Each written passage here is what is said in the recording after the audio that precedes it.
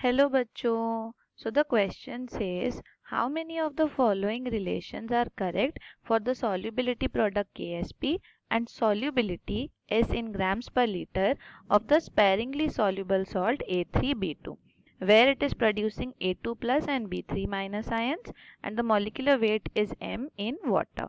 Assume that no hydrolysis of the ion has taken place. तो आपको find out करना है ये जो रिलेशन है ये करेक्ट है कि नहीं, और रिलेशन है Ksp is equals to 3s by m whole raised to the power 3 and 2s by m whole raised to the power 2.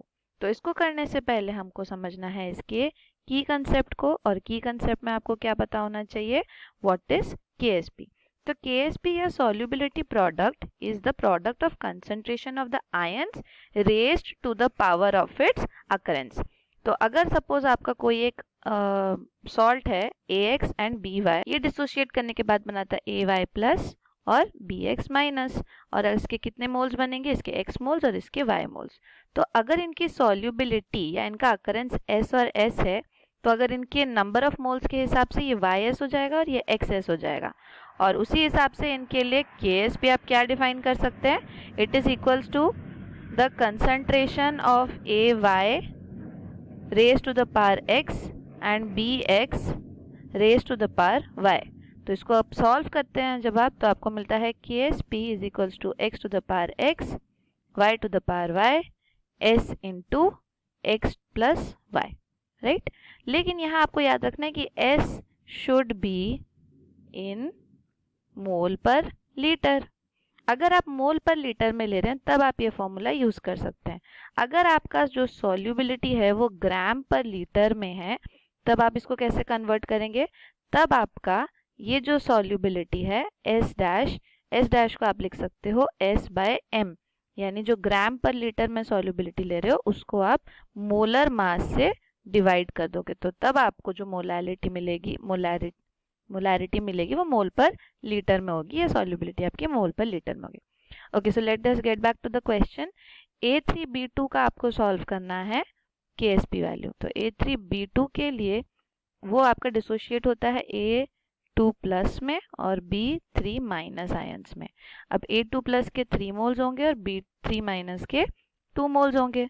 अगर आप इनकी सॉल्युबिलिटी बोलो S और S है तो 2 मोल्स के लिए ये हो जाएगा 2s और ये 3 मोल्स के लिए हो जाएगा 3s. लेकिन हमको क्या बताया गया था क्वेश्चन में कि ये ग्राम पर लीटर में है, इसीलिए इसको मोल पर लीटर में कन्वर्ट करना पड़ेगा, which is equals to 3s by m and 2s by m. तो अब ये है आपके मोल पर लीटर में. तो इसके लिए अब हम Ksp कैलकुलेट करते हैं. तो Ksp की वैल्यू कितनी हो जाएगी, A2 प्लस आयन का पावर 3 B3 माइनस आयन की पावर 2.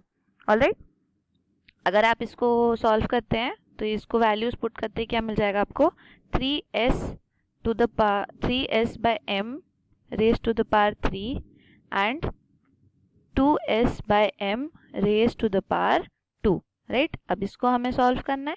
तो इसको सॉल्व करने के लिए हमें इसको बस ब्रैकेट्स ओपन करना है. ये हो जाएगा 27s to the power 3 m to the power 3 और ये हो जाएगा 4s square m to the power 2, right. तो इसको हम सॉल्व करते हैं तो ये कितना हो जाएगा, 108s to the power m to the power 5, sorry s to the power 5 m to the power 5. तो हमें क्वेश्चन में क्या दिया हुआ है, Ksp की वैल्यू देख लेते हैं. हमें इसी को ही सॉल्व किया है, देखिए इसको ही आपने जो s m के टाइम फॉर्म्स में लिखा था वही किया है, देखिए. तो वो चीज़ हमको यहाँ मिल जा रही है यहाँ पर, this is the Ksp that is written. तो इसीलिए हम बोल सकते हैं यहाँ पे the Ksp given is true for this. तो इसको हम लिख सकते हैं दिस इज करेक्ट. आपको करेक्ट और इनकरेक्ट ही बताना था, तो आंसर है कि ये जो गिवन Ksp है this is correct one. So hope you understood it well. Thank you.